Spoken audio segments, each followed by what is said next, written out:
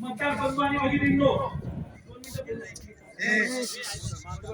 आज मी आपल्या समोर ही गोष्ट मांडण्यासाठी आलोय। या देशाचे नेते आदरणीय शरदचंद्रजी पवार साहेब, महाराष्ट्राचे माजी मुख्यमंत्री आणि शिवसेनेचे नेते उद्धव ठाकरे साहेब, काँग्रेस पक्षाचे नेते आणि त्यांनी ही निवडणूक स्वतःच्या खांद्यावर घेतली आहे ते आमचे नेते आदरणीय बाळासाहेब थोरात साहेब। या त्रिकुटाने ठरवलंय ही लोकसभा निवडणूक कशासाठी आम्हाला लढायची आहे, या देशातला शेतकरी जिवंत ठेवायचा की नाही ठेवायचा हे ठरवणारी ही निवडणूक आहे, लक्षात ठेवा। या देशातल्या तरुण मुलांच्या हातामध्ये पुस्तक द्यायचं आहे की शस्त्र द्यायचं आहे हे ठरवणारी ही निवडणूक आहे। या देशामध्ये भारतीय संविधान टिकवायचं की टिकवायचं नाही हे ठरवणारी ही निवडणूक आहे। आम्ही या निवडणुकीच्या निमित्तानं मूळ प्रश्नाकडे आम्ही लक्ष विचलित केलं पाहिजे। 10 वर्षापूर्वी या देशात सत्तेवर येत असताना नरेंद्र मोदी यांनी दिलेली आश्वासनं आम्ही तपासून बघितली पाहिजे की काँग्रेस पक्षाने 70 वर्षात काही केलं नाही असं तुम्ही म्हणत होता। 10 वर्ष आम्ही तुम्हाला दिले, तुम्ही 10 वर्षात काय केलंय हे लोकांसमोर मांडलं पाहिजे। दुर्दैवाने देशामध्ये असं काही घडत नाही आणि म्हणून आता सगळ्यांना निर्णय करायचा। तुमचा मतदारसंघ अत्यंत संवेदनशील मतदारसंघ आहे। त्या पद्धतीने निकाल लागेल, त्या पद्धतीने निकाल लागल्यानंतर या देशात पंतप्रधान तयार होईल। या देशाचा पंतप्रधान तयार झाल्यानंतर 2 महिने आणि 2 महिन्यानंतर महाराष्ट्रात विधानसभेची निवडणूक होईल। महाराष्ट्राचं विधानसभेचं वातावरण तुम्हाला सगळ्यांना माहित आहे की महाराष्ट्राच्या विधानसभेच्या निवडणुकीमध्ये महाविकास आघाडीचं सरकार येणार आहे। तुमच्या जिल्ह्याचे पालकमंत्री आता टाकीच्या बाजारात फिरतात, ढगापुरीच्या बाजारात फिरतात, सरपंचाला चेअरमन धमकी देतात, 25,000 पैशाची चर्चा।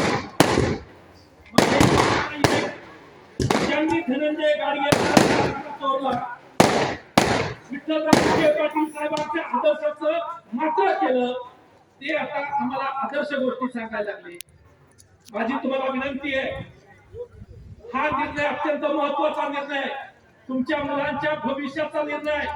या देशामध्ये गेल्या 70 वर्षामध्ये काँग्रेस पक्षाने त्यांच्या सहयोगी मित्र पक्षांनी ज्या पद्धतीचा विकास केला, या देशामध्ये साधी सुई सुद्धा तयार होत नव्हती, त्या देशामध्ये अणुशास्त्र तयार होतं, अणुऊर्जा तयार होती। या सगळ्या गोष्टीचा आम्ही विचार केला पाहिजे। उत्तर भारतातली स्थिती आपल्या सगळ्यांना माहित असेल, त्यागी आणि राजपूत समाज अग्निवीर नावाचा नवीन प्रकार आणला, आमच्या सैन्यामध्ये हस्तक्षेप केला। या देशामध्ये महिलांचा, युवकांचा आणि बेरोजगारांचा अपमान करण्याचं काम मोदी सरकार करत आहे। आणि म्हणून मोदीला आम्ही विचारलं पाहिजे की साहेब, या देशात जाती धर्माच्या पलीकडे सुद्धा माणूस नावाचा एक प्रकार आहे, ही माणसं राहतात, हा देश म्हणजे माणूस आहे। या माणसांचा देश तुम्ही ज्या पद्धतीने बर्बाद करत आहात, तुम्ही काहीतरी विचार केला पाहिजे। आणि लक्षात असू द्या, मी त्या तमाम बंधूंना विनंती करायला आलोय की तुम्हाला जर वाटत असेल की 2029 ला या देशात तुम्हाला पुन्हा मतदान करायचं आहे, जर तुम्हाला मतदान करायचं असेल तर लक्षात ठेवा, यावेळेस तुम्हाला मतदान करताना काळजी घ्यावी लागेल। जर तुम्ही यावर्षी मतदान करायला चुकलात तर लक्षात असू द्या, तुम्ही 2029 ला मतदान करू शकणार नाही।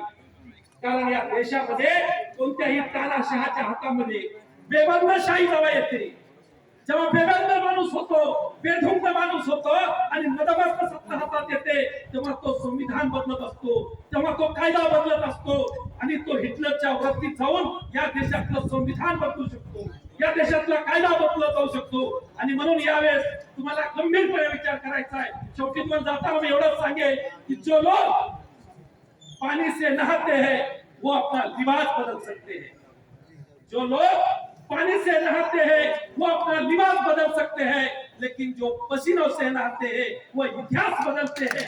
हा इतिहास तुम्हाला बदलायचा आहे। जाताना फक्त एवढंच सांगेन की जी तुतारी आपण वाजवणार आहे त्या तुतारीबद्दल काळजी घ्या।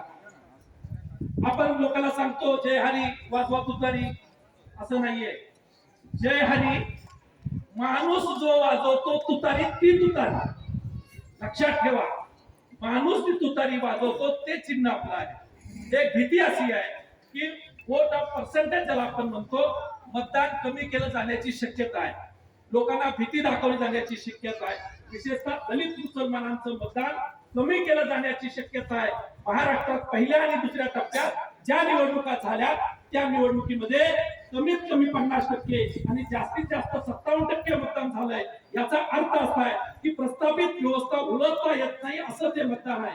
आपलं मतदान किमान 70% झालं पाहिजे आणि 70% मतदान जर झालं आणि पारनेरच्या जनतेने किमान 1.5 लाखाची लीड दिली तर आम्ही तुम्हाला शब्द देतो, पाथर्डी चौका भागातून आम्ही ती लीड तुटू देणार नाही. आपण निलेश लंकेंना दिल्लीत पाठवूया आणि शरदचंद्रजी पवार, उद्धव ठाकरे आणि बाळासाहेब थोरात या त्रिकुटांनी, या त्रिमूर्तींनी जो भिडा उचललाय तो यशस्वी करूया आणि विखेंचं उत्तरेतून आलेलं पार्सल पुन्हा उत्तरेत परत पाठवूया.